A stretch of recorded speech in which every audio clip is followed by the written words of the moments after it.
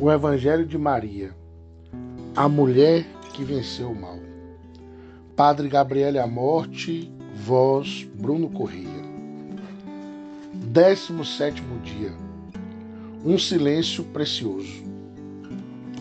Depois do episódio da permanência no templo, aos 12 anos, os evangelhos não voltam a falar de Jesus até o início de sua vida pública. Guardam silêncio sobre um período de cerca de 20 anos, ou seja, sobre a grande parte de sua vida terrena. No entanto, esse tempo em que vive obedecendo aos seus pais e dedicado ao trabalho, esse intervalo de amadurecimento humano e espiritual em que Jesus crescia em estatura, sabedoria e graça, Lucas 2:52, tem muito que nos ensinar se nos esforçamos um pouco para acessar aquele silêncio. Dissemos que Maria conservava e meditava em seu coração tudo o que se referia a seu Filho Divino. Também lembramos que, conforme o costume hebreu, nunca se absteria da obrigação de dar testemunho quando fosse a ocasião. Será que nunca falou desses 20 anos? É possível. Mas nesse caso foram os evangelistas que guardaram silêncio. Pois, como não cansaremos de repetir, sua finalidade não era histórico-biográfica, mas de anúncio da mensagem da salvação. Sem dúvida nós podemos acessar aquele silêncio, pois Jesus também viveu esse período por nós e por nossa salvação. Jesus é sempre o grande e único professor, quando fala, quando age e quando cala. Talvez essa monotonia cotidiana tenha tanto a nos ensinar por parecer-se muito com o desenvolvimento normal de nossas jornadas. Um escritor contemporâneo, um judeu tão aberto e respeitoso com os católicos, não hesita em afirmar que esses foram os anos mais hebreus da vida de Jesus. Ou seja, os anos em que viveu e foi educado como judeu piedoso, conforme a lei dada por Deus ao povo eleito, sem exceções, seguindo apenas os costumes gerais daqueles lugares e daquela época. Refiro-me ao escritor Robert Aaron, que se dedicou a aprofundar sua investigação, valendo-se do grande conhecimento que foi adquirido sobre aqueles tempos. A ele devemos 2 livros úteis e muito interessantes. Os Anos Ocultos de Jesus, Assim Orava Jesus, o Hebreu. Paulo também insiste no judaísmo de Jesus e nos méritos do povo hebreu. Mas quando veio a plenitude dos tempos, Deus enviou seu Filho, que nasceu de uma mulher e nasceu submetido a uma lei, a fim de remir os que estavam sob a lei, para que recebêssemos a sua adoção. Gálatas 4, de 4 a 5. E acrescenta: eles são os israelitas. A eles foram dadas a adoção, a glória, as alianças, a lei, o culto, as promessas e os patriarcas. Deles descende Cristo segundo a carne, o qual é, sobre todas as coisas, Deus bendito para sempre. Romanos 9, de 4 a 5. Não podemos ignorar a virada radical que o Concílio Vaticano II imprimiu no modo de olhar para o mundo hebreu. Um olhar de reconhecimento pela maneira como se foi preparando no povo eleito a vinda do Messias. Por isso, o nome mais justo e belo com o qual podemos chamar os hebreus é o que lhes deu João Paulo II ao visitar a sinagoga de Roma: nossos irmãos mais velhos. O fato principal, porém, sobre o qual o Filho de Deus quisera nos doutrinar, é que a santidade não consiste em executar grandes feitos, mas em viver cada dia com retidão. Seriam anos tranquilos, mas não idílicos.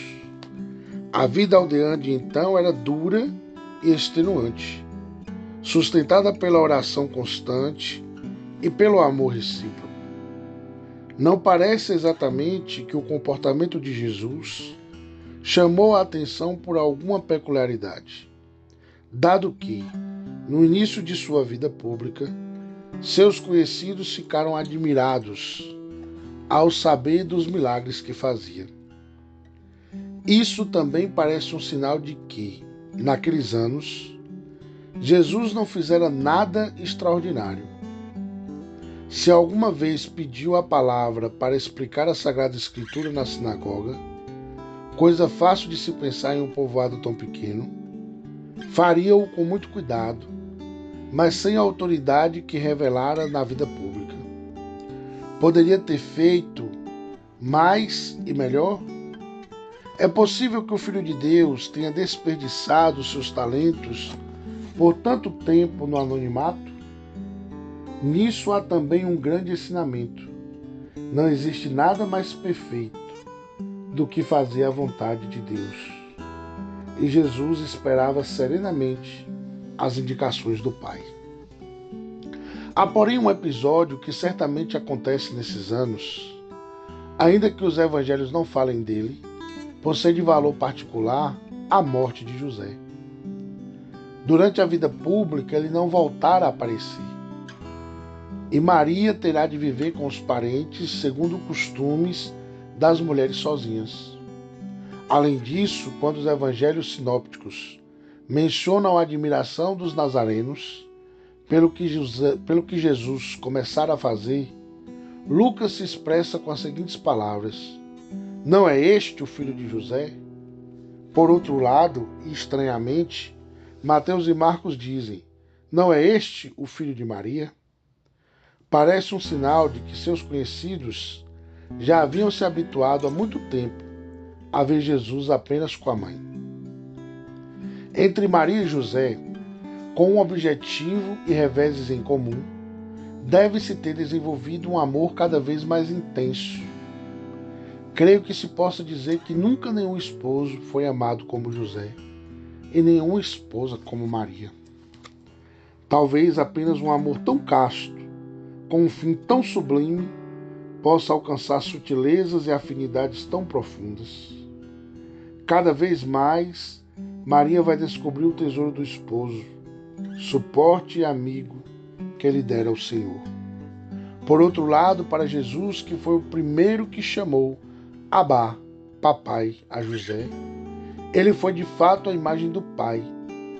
José lhe deu o melhor que um pai pode dar a um filho: a educação humana, um nome de respeito, o conhecimento de Deus, e o ensinou a rezar e a trabalhar com um exemplo constante de vida justa.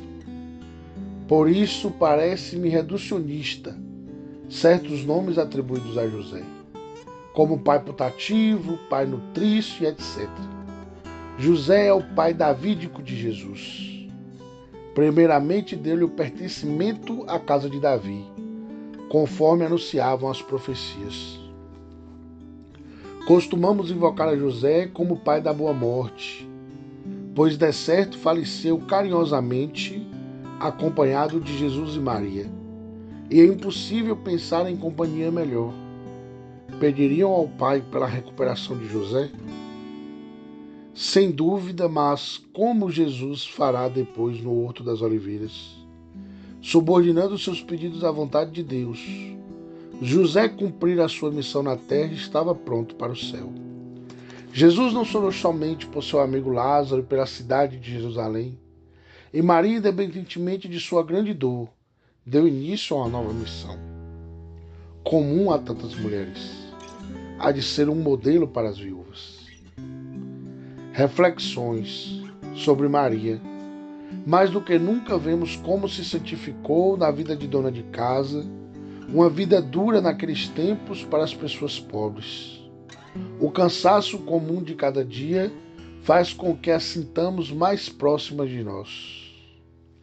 Cada jornada preenchida de oração e trabalho era um dom de Deus.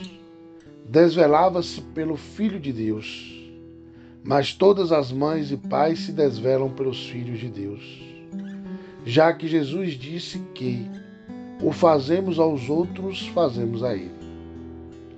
Sobre nós, a reflexão principal gira em torno da compreensão do valor da vida comum, oculta, monótona, se é oferecida ao Senhor e vivida em estado de graça. Por isso é necessário que esteja entremeada de orações. Também a vida de quem é viúvo, de quem vive sozinho, de quem não realizou o sonho de um amor ou uma família, é valiosa se vivida em estado de graça. É como diz a Bíblia, a morte dos justos é preciosa aos olhos de Deus.